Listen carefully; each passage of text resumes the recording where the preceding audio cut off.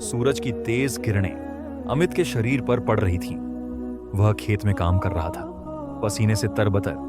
तभी वह फिर से आई, वही लड़की जो हर दिन इस बाग से होकर चलती थी। कोई राजकुमारी सी लगती थी, अपने शांत और आत्मविश्वास से भरे चलने के अंदाज से। उसका नाम माया था। अमित ने अपना काम रोककर उसे देखना शुरू कर दिया। माया ने उसे ऐसे घूरते हुए देखा और कहा, क्या हुआ, हाथ क्यों रोक दिए? जल्दी जल्दी काम करो, बहुत कुछ बाकी है अभी। अमित को नहीं पता था कि यह कौन है। पहली बार उसके पिता ने उसे इस बाग में भेजा था जहां उसे घास काटनी थी। जैसे ही माया उसके करीब से गुजरी, उसके वजूद से एक अजीब सी खुशबू आई और अमित अपने होश खो बैठा। वह सोचने लगा, कौन है ये, कहां से आई है? क्या यह उसी महल में रहने वाली मेहमान है? उसकी आंखों ने माया को दूर तक देखा, जो दरख्तों के पीछे कहीं गायब हो गई। अमित एक ठंडी सांस लेकर अपने काम में लग गया, लेकिन उसके दिल में उस खूबसूरत लड़की की छवि बस गई थी। अमित एक गरीब किसान का बेटा था। उनका गांव में एक छोटा सा कच्चा मकान था जिसे उसके पिता सालों से पक्का कराना चाहते थे, लेकिन आर्थिक स्थिति के कारण ऐसा नहीं हो पाया था। अमित पढ़ने में होशियार था और मैट्रिक के बाद उसने शहर जाकर आगे पढ़ने का फैसला किया था। शहर में रहना आसान नहीं था। उसका एक दोस्त था जिसके साथ वह रहता था। हालांकि दोस्त के घर वाले इस बात पर नाराज रहते थे। दिन भर कॉलेज में रहने के बाद शाम को अमित कहीं काम करने की कोशिश करता ताकि अपनी फीस का इंतजाम कर सके। एक रात जब परिवार खाना खा रहा था, अमित के पिता ने बताया, चंद्र महल में जो लड़की आई है, गांव वाले उसके बारे में अजीब अजीब बातें कह रहे हैं। कैसी बातें सर पिताजी? अमित ने पूछा। एक आदमी कह रहा था कि उसने अक्सर रात के वक्त उस लड़की को कब्रिस्तान में घूमते देखा है। कभी उसके हाथ में लाल गुलाब होते हैं, कभी अगरबत्ती। वह एक कब्र पर जाकर फूल चढ़ाती है और अगरबत्ती जलाती है। लेकिन अजीब बात है कि वह कब्र किसी अनजान व्यक्ति की है, एक लावारिस लाश की। अमित चौंक गया। उसके पिता ने बताया कि वह एक बुजुर्ग आदमी था जिसकी पहचान नहीं हो पाई थी। यह सुनकर अमित को बहुत उत्सुकता हुई। वह जानना चाहता था कि माया उस अजनबी की कब्र पर क्यों जाती है। अपने दिल की बेचैनी से मजबूर होकर अमित रात के 12 बजे अपने घर से निकला। पूरा गांव सन्नाटे में डूबा हुआ था। धीरे धीरे वह चंद्र महल की ओर बढ़ा, लेकिन वहां पहुंचकर देखा कि दरवाजा खुला था और अंदर कोई नहीं था। अचानक उसे याद आया कि माया कब्रिस्तान जाती है। तेज कदमों से वह कब्रिस्तान की ओर भागा। दूर से उसे माया का साया दिखाई दिया। छिपकर उसने देखा कि माया ने हाथ में पकड़े फूल कब्र पर रखे और वहां सिर रखकर लेट गई। वह मुंह में कुछ बुदबुदा रही थी। फिर जो हुआ, उसने अमित के होश उड़ा दिए। माया उठकर एक पुराने पेड़ के अंदर गायब हो गई। अमित ने अपनी आंखें मलकर देखा, लेकिन यह सच था। वह लड़की वहां से गायब हो चुकी थी। खौफ से कांपते हुए अमित उस पेड़ के पास गया और आवाज लगाई, लेकिन कोई जवाब नहीं मिला। जैसे ही वह वापस जाने के लिए मुड़ा, किसी ने उसके कंधे पर हाथ रखा। माया अपनी काली आंखों से उसे घूर रही थी। तुम मेरी जासूसी क्यों कर रहे हो? जानते भी हो मैं कौन हूं। मेरी हकीकत जान लोगे तो होश उड़ जाएंगे। वह गुस्से से बोली। तुम्हारी हकीकत जानने ही मैं यहां आया हूं, अमित ने दृढ़ता से कहा। तुम कौन हो और ये क्या कर रही हो? पूरा गांव तुम्हारे बारे में बातें कर रहा है। माया ने अपना रुख मोड़ा और कहने लगी, मुझे किसी की बातों से फर्क नहीं पड़ता। मैं यहां अपना बदला लेने आई हूं। मेरा बदला पूरा होगा तो मैं चली जाऊंगी। अमित ने पूछा, लेकिन तुम हर रात इस कब्र पर क्यों आती हो? तुम्हारा इस आदमी से क्या संबंध था? मेरे पिता कहते हैं कि यह व्यक्ति लावारिस था, इसकी कोई पहचान नहीं थी। लावारिस? माया गुस्से से चिल्लाई। जानते भी हो ये कौन है? इस गांव से उसका क्या संबंध है? लेकिन मैं तुम्हें क्यों बताऊं? तुम मेरे क्या लगते हो? अमित शर्मिंदा होकर बोला, लेकिन तुम मुझे अच्छी लगती हो, इसीलिए मैं बार बार तुम्हारे पीछे आता हूं। माया मुस्कुराई और कहने लगी, मुझे तुम पर तरस आता है। तुम एक पढ़े लिखे खूबसूरत नौजवान हो, इस गांव का भविष्य बदल सकते हो, फिर क्यों विजय सिंह के गुलाम बने हुए हो? विजय सिंह का नाम लेते समय उसकी आवाज में नफरत थी। अमित बेबसी से बोला, सारे गांव वाले उसकी दौलत और जायदाद के कारण मजबूर हैं। वह बहुत अमीर है, लेकिन दूसरों का हक छीनकर कभी सुखी नहीं रह पाएगा। क्या मतलब है तुम्हारा? किसका हक छीना है उसने? माया ने पूछा। वो तो विजय सिंह है, रघु सिंह का भाई। दोनों भाई बड़े जमींदार थे, अमित ने जवाब दिया। माया नफरत से बोली, दोनों भाई थे लेकिन बिल्कुल अलग। एक का दिल प्यार और अच्छाई से भरा था, दूसरे के दिल में लालच और बुराई। मैं विजय सिंह को अच्छी तरह जानती हूं। अमित ने डरते डरते पूछा, तो क्या विजय सिंह से तुम्हारा कोई रिश्ता नहीं है? वो तुम्हारे चाचा नहीं है? नहीं, वो मेरे चाचा नहीं है। वो मेरे कुछ भी नहीं लगते।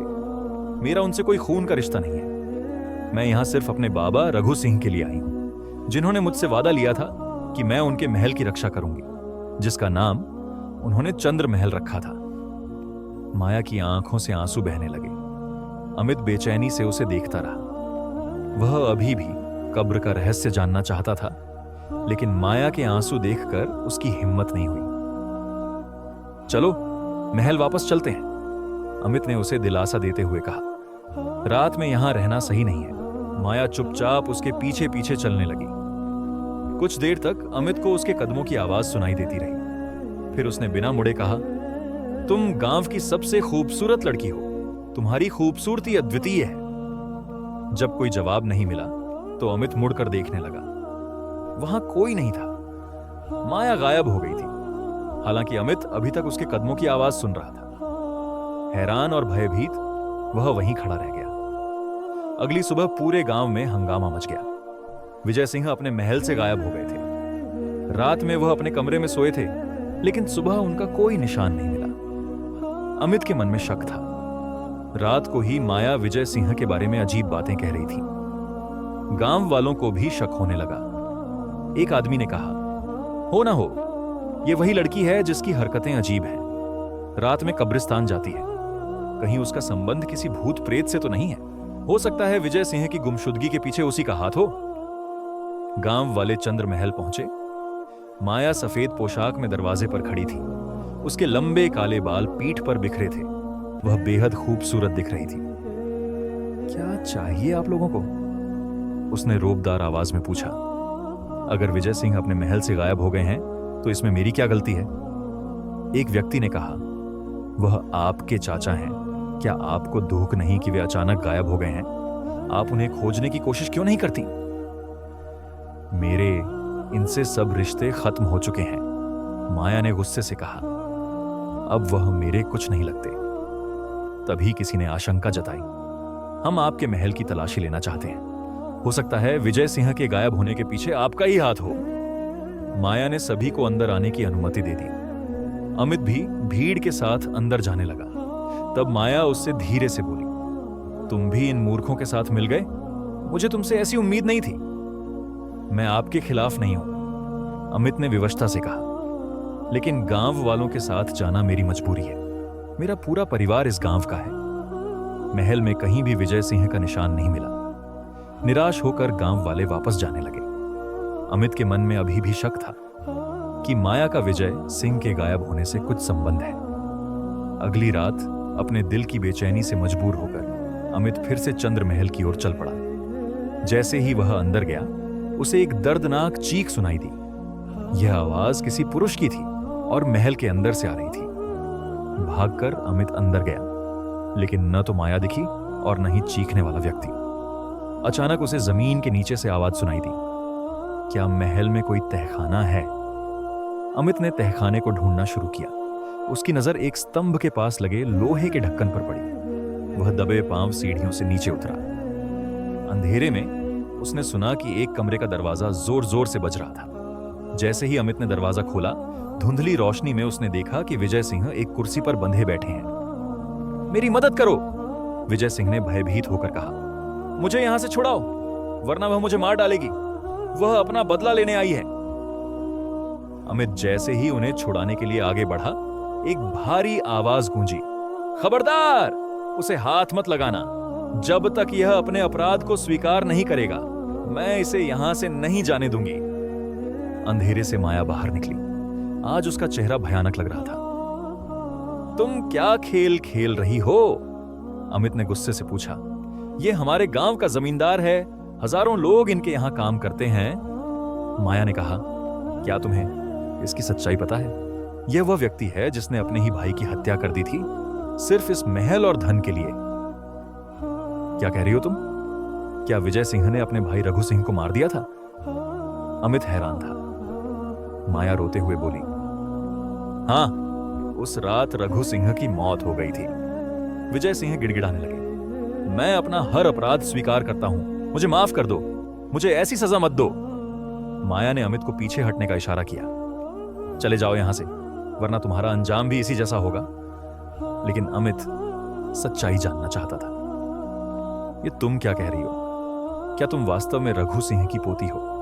लेकिन सब तो कहते हैं कि उनकी कोई संतान नहीं थी। माया ने अपनी कहानी बताना शुरू किया। रघु सिंह और विजय सिंह दो भाई थे। रघु सिंह एक अच्छे और दयालु इंसान थे, जबकि विजय सिंह लालची और दुष्ट था। रघु सिंह ने इस महल का निर्माण करवाया और इसका नाम चंद्र महल रखा। लेकिन मैं रघु सिंह की पोती नहीं हूं। मैं एक जिन्नी हूं, एक यतीम जिन्नी जिसे रघु सिंह ने शरण दी थी। मैं छोटी थी जब मेरे माता पिता मर गए। भटकते भटकते मैं इस गांव में आई और चुपके से इस महल में रहने लगी। एक दिन रघु सिंह ने मुझे देख लिया। वे एक नेक इंसान थे। उन्होंने मुझे अपनी बेटी की तरह रखा और कहा कि मैं यहां छिपकर रह सकती हूं। लेकिन एक रात कुछ लोग जबरदस्ती महल में घुसे और रघु सिंह को घसीटकर बाहर ले गए। मैं उस वक्त छोटी थी और कुछ नहीं कर सकी। रघु सिंह कभी वापस नहीं आए। बाद में जब मैं बड़ी हुई, मुझे पता चला कि विजय सिंह ने उन्हें 3 दिन तक कैद में रखा, जबरदस्ती कागजात पर हस्ताक्षर करवाए और फिर उन्हें जहर दे दिया। उनकी लाश को नहर में फेंक दिया गया। 15 दिन बाद एक लावारिस लाश के रूप में उन्हें मिला, जिनकी पहचान नहीं हो पाई। मैं उनकी कब्र पर रोती रहती हूं। सिर्फ इस शैतान की सच्चाई बताने के लिए मैं वापस आई हूं। अमित स्तब्ध था। क्या तुम सचमुच एक जिन्नी हो? इस बीच गांव वाले भी तहखाने में आ गए थे। उन्होंने माया की पूरी कहानी सुन ली थी। विजय सिंह ने हमारे साथ धोखा किया, गांव वाले गुस्से से चिल्लाए। वह न सिर्फ रघु सिंह का भाई था, बल्कि हमारा अभिभावक भी। लेकिन उसके जाने के बाद हम विजय सिंह के गुलाम बन गए। गांव वाले विजय सिंह को घसीट कर ले गए, यह कहते हुए कि उसका फैसला पंचायत में होगा। तहखाने में अब केवल अमित और माया थे। अमित मुस्कुराकर बोला, पहली बार किसी जिन्नी को इतना खूबसूरत देखा है। क्या तुम वाकई इतनी सुंदर हो? माया हंसी। मैं बहुत भयानक भी हो सकती हूं। क्या मेरा असली रूप देखना चाहोगे? अमित ने हाथ जोड़कर कहा, नहीं नहीं, मैं ऐसी गलती नहीं करना चाहता। माया ने कहा, अब मैं कभी इस गांव में वापस नहीं आऊंगी। मैं सिर्फ विजय सिंह की सच्चाई बताने आई थी। अब मैं अपने कबीले में लौट जाऊंगी। लेकिन जाने से पहले मैं तुम्हारी मदद करना चाहती हूं, क्योंकि तुम एक अच्छे इंसान हो। जिस कमरे में मैं रहती थी, वहां रघु सिंह का एक खजाना छिपा है। तुम चाहो तो उसे पा सकते हो। इतना कहकर वह अचानक गायब हो गई। अमित ने जल्दी से उस कमरे में जाकर खजाना निकाला। उसने सोचा कि अब वह अपने परिवार को गांव से बाहर ले जाएगा और शहर में बसाएगा। उसकी किस्मत बदल चुकी थी। कुछ दिन बाद खबर आई कि विजय सिंह ने नदी में कूदकर आत्महत्या कर ली है। कुछ लोगों का कहना था कि किसी ने उसे धक्का दिया था। कुछ कहते थे कि उसने खुद छलांग लगाई थी। लेकिन अमित जानता था कि बुरे काम करने वालों का अंजाम बुरा ही होता है। अमित के लिए एक नई दुनिया के दरवाजे खुल गए थे। उस खजाने में सोने चांदी के सिक्के, कीमती हीरे जवाहरात और कुछ पुरानी संपत्ति के कागजात थे। इस सब को देखकर वह सोच में पड़ गया। क्या वह इस धन को अपने लिए रख ले? क्या यह सही होगा? एक रात तक सोचने के बाद अमित ने अपने पिता को सारी सच्चाई बताई। पिता के चेहरे पर पहले आश्चर्य छाया, फिर चिंता। बेटा, इस खजाने में रघु साहब की मेहनत और सपने हैं, उन्होंने समझाया। हम इसे सिर्फ अपने लिए नहीं रख सकते। रघु साहब इस गांव के अच्छे मालिक थे, उनकी याद में कुछ करना चाहिए। अमित सहमत हो गया। उसने खजाने का एक हिस्सा अपने परिवार के लिए रखा और बाकी से गांव का विकास करने का फैसला किया। पंचायत को बुलाकर उसने प्रस्ताव रखा। गांव में स्कूल बनेगा, अस्पताल बनेगा, और सिंचाई के लिए नहर बनेगी। गांव वालों की आंखों में खुशी के आंसू थे। सालों से विजय सिंह के अत्याचारों से पीड़ित उन्हें अब एक नई उम्मीद मिली थी। चंद्र महल को भी नया जीवन मिला। अमित ने उसे गांव का सामुदायिक केंद्र बना दिया, जहां सभाएं होती, त्योहार मनाए जाते और बच्चे खेलते। 2 साल बीत गए। अमित ने अपनी पढ़ाई पूरी कर ली और गांव में ही रहकर विकास कार्यों में जुट गया। गांव की शक्ल बदल गई थी। किसान खुशहाल थे, बच्चे स्कूल जाते थे और चंद्र महल फिर से रौनक से भर गया था। एक शाम जब अमित चंद्र महल के बगीचे में टहल रहा था, उसे एक परिचित खुशबू महसूस हुई। वह चौंक कर मुड़ा। सामने एक सुंदर युवती खड़ी थी। माया नहीं, लेकिन उससे मिलती जुलती। उसके लंबे काले बाल हवा में लहरा रहे थे और उसकी आंखों में एक अजीब सी चमक थी। तुम कौन हो? अमित ने पूछा, हालांकि उसके दिल को जवाब पता था। मेरा नाम किरण है, उसने मुस्कुराते हुए कहा। मैं माया की बहन हूं, वह तुम्हारे बारे में बहुत कुछ बताती है। अमित का दिल धड़क उठा। माया कैसी है? वह ठीक तो है। वह बहुत खुश है, किरण ने कहा, और तुम्हारे किए हुए काम से बहुत प्रभावित है। उसने मुझे तुम्हें यह देने के लिए भेजा है। किरण ने अपने हाथ में पकड़ा एक छोटा सा बक्सा अमित को दिया। अमित ने उसे खोला। उसमें एक अद्भुत हीरा था जो आसमानी नीला रंग बिखेर रहा था। यह चंद्रकांत मणि है, किरण ने बताया। इसे रघु सिंह ने माया को दिया था। यह तुम्हारी रक्षा करेगा और तुम्हें आत्मशक्ति देगा। माया चाहती है कि अब यह तुम्हारे पास रहे। अमित ने धन्यवाद देते हुए मणि ले ली। क्या मैं कभी माया से मिल सकता हूं? किरण ने सिर हिलाया। शायद, लेकिन अभी नहीं। हमारे 2 अलग अलग संसार हैं अमित, लेकिन वह हमेशा तुम्हारे साथ है, हर कदम पर। तभी बगीचे में हवा का एक तेज झोंका आया और किरण धीरे धीरे हवा में मिलने लगी। अमित देखता रह गया। उसकी आंखों में आंसू थे, दुहक के नहीं, बल्कि आभार के। उस रात अमित ने फैसला किया कि वह अपनी जिंदगी रघु सिंह के सपनों को पूरा करने में लगाएगा। वह गांव को एक आदर्श गांव बनाएगा, जहां हर किसान खुशहाल हो, हर बच्चा पढ़े और सभी एक परिवार की तरह रहे। समय बीतता गया। अमित की शादी गांव की एक साधारण लड़की से हो गई, जिसने उसके मिशन में साथ दिया। गांव पूरे इलाके में एक मिसाल बन गया। दूर दूर से लोग यहां के विकास मॉडल को देखने आते। हर साल रघु सिंह की पुण्यतिथि पर अमित रात में अकेले उस कब्र पर जाता और लाल गुलाब चढ़ाता। वहां उसे हमेशा एक अजीब सा सुकून मिलता, जैसे कि माया उसे देख रही हो, उसके साथ हो। एक बार जब वह कब्र के पास बैठा था, उसे एक हल्की सी आवाज सुनाई दी। तुमने मेरे बाबा के सपनों को साकार कर दिया अमित। तुम्हारी खुशी में ही मेरी खुशी है। अमित मुस्कुराया। वह जानता था कि कुछ रिश्ते शरीर के बंधन से परे होते हैं और कुछ प्रेम इतने गहरे होते हैं कि उन्हें शब्दों की आवश्यकता नहीं होती। गांव की कहानी भी बदल गई थी। अब लोग विजय सिंह के अत्याचारों के बारे में नहीं, बल्कि रघु सिंह की दयालुता और अमित के परिवर्तन के बारे में बात करते। और जब कभी रात में चंद्र महल के पास से गुजरते तो एक सुंदर युवती की छाया देखने का दावा करते, जो बच्चों पर प्यार से नजर रखती और गांव की रक्षा करती। अमित के बच्चे बड़े हो रहे थे। उनमें उसका बेटा अरुण विशेष था। वह अक्सर कहता कि वह सपने में एक खूबसूरत परी से बातें करता है। अमित जानता था कि माया अगली पीढ़ी में भी अपनी उपस्थिति दर्ज करा रही है और गांव की इस नई कहानी में एक रहस्य सदा बना रहा। कब्रिस्तान के पास एक पुराना पेड़, जिसमें कभी कभी रात के समय एक अजीब रोशनी दिखाई देती और ऐसा लगता जैसे कोई उससे निकल या उसमें समा रहा हो। गांव वाले अब इससे डरते नहीं थे। वे जानते थे कि वह रोशनी उनकी रक्षक परी की है, माया की, जो 2 दुनियाओं के बीच का पुल बनकर उनके गांव की निगरानी करती है।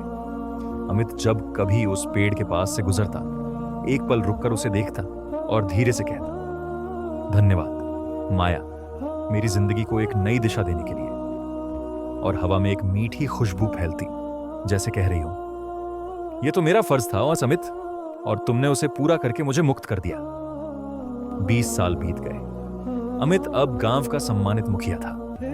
उसके बेटे अरुण ने शहर में उच्च शिक्षा प्राप्त करके वापस गांव आकर पिता का काम संभाल लिया था।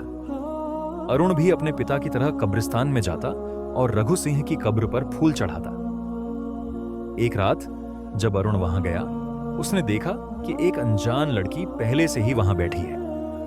वह सुंदर थी, उसके लंबे बाल हवा में लहरा रहे थे। तुम कौन हो? अरुण ने पूछा। तुम मुझे नहीं पहचानते? उसने मुस्कुराते हुए कहा। मैं तुम्हारे सपनों में आती हूं अरुण, मेरा नाम दीपा है।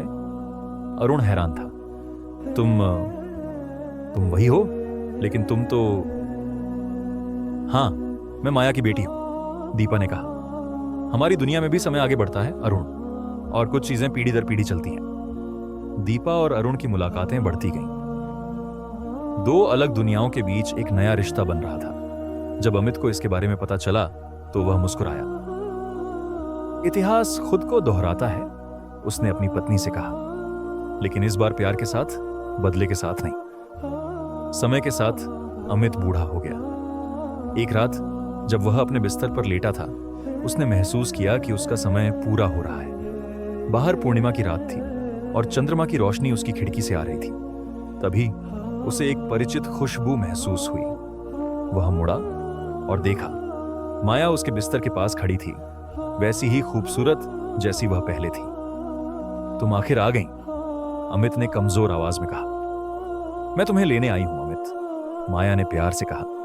अब तुम्हारा काम पूरा हो गया है, अरुण संभाल लेगा और दीपा उसकी मदद करेगी जैसे मैंने तुम्हारी की थी। अमित ने माया का हाथ थाम लिया। क्या अब हम साथ रह सकते हैं? हाँ, माया ने मुस्कुराते हुए कहा, अब हम हमेशा साथ रहेंगे। उस रात अमित शांति से सो गया। सुबह जब लोग उसके कमरे में आए तो उन्होंने देखा कि उसके चेहरे पर एक अद्भुत शांति थी और उसके हाथ में वही चंद्रकांत मणि थी जो अब पहले से भी ज्यादा चमक रही थी। अरुण ने अपने पिता का अंतिम संस्कार कब्रिस्तान में रघु सिंह की कब्र के पास करवाया। जैसे ही अंतिम अग्नि दी गई, लोगों ने देखा कि आसमान में दो बादल एक दूसरे के साथ मिल गए और एक पल के लिए उनमें से प्रकाश की एक किरण निकली। देखो, एक बुजुर्ग ने कहा, रघु साहब, माया और अमित अब साथ हैं। और वास्तव में उस दिन से गांव में एक नई परंपरा शुरू हुई। हर पूर्णिमा की रात जब चांद पूरी तरह से निकलता, लोग चंद्र महल के बाहर इकट्ठे होते और आसमान में 3 चमकते सितारों को देखते जो हमेशा एक दूसरे के पास रहते। अरुण और दीपा की कहानी भी आगे बढ़ती रही। एक ऐसी कहानी जिसमें 2 दुनियाओं का मिलन था, इंसानी और जिन्न की।